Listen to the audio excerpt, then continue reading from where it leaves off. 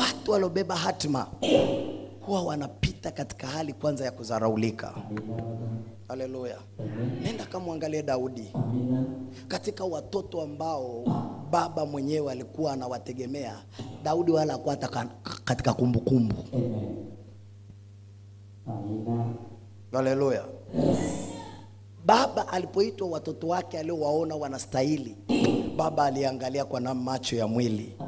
Akajua huyu ni mtoto kiongozi. Huyu ndio mzaliwa wa kwanza. Huyu ndio ana mwili mkubwa.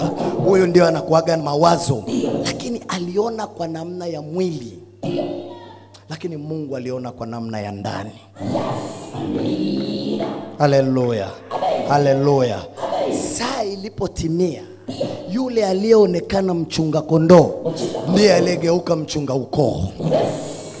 Haleluya. Haleluya.